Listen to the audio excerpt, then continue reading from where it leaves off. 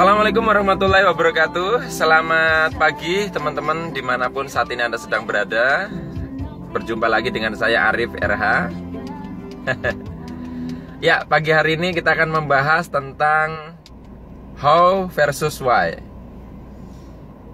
Tentunya banyak di antara kita yang menganggap bahwa kemampuan teknis atau technical skill sangat penting dalam hidup kita ya, dalam kita mungkin menjalankan suatu hal. Misalkan Anda mau berbisnis, tentunya kita perlu belajar gimana caranya untuk berbisnis itu ya.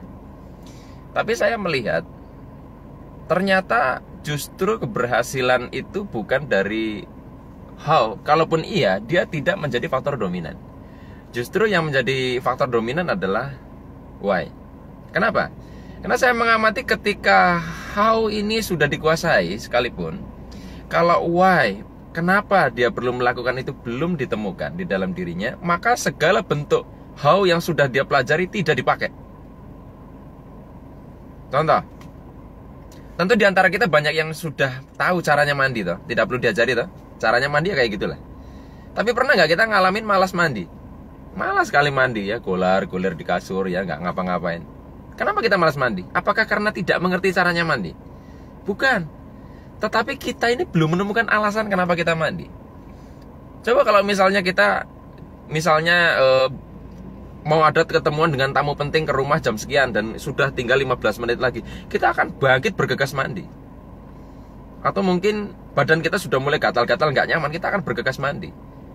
Jadi how ini baru kita gunakan saat why-nya sudah kita pahami.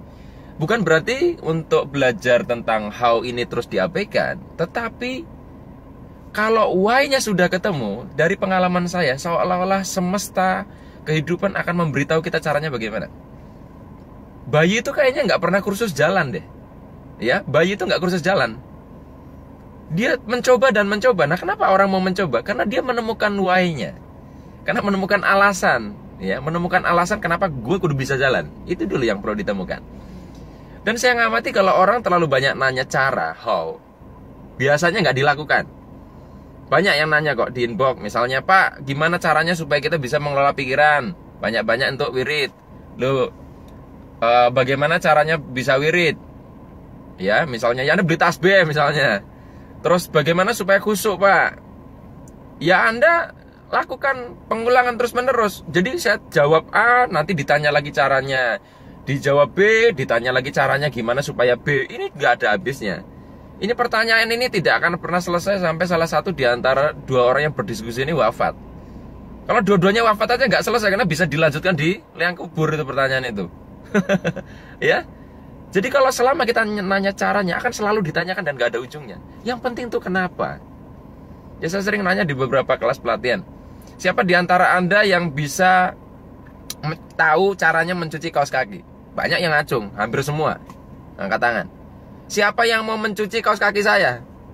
Turun tangan semua. Ogah, sorry. Ya.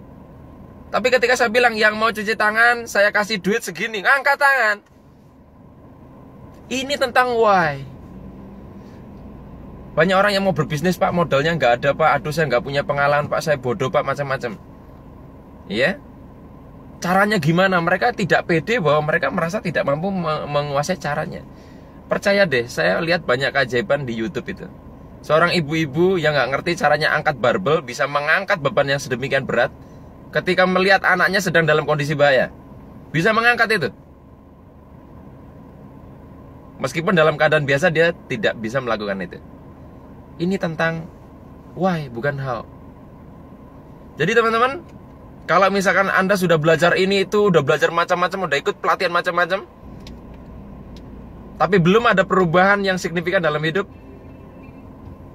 ini bukan Anda belum menguasai teknik yang Anda butuhkan. Anda belum menemukan alasan terdalam yang menjadi sumber kekuatan Anda. Sampai jumpa lagi. Saya akhiri billahi taufik wal hidayah. Wassalamualaikum warahmatullahi wabarakatuh. See you.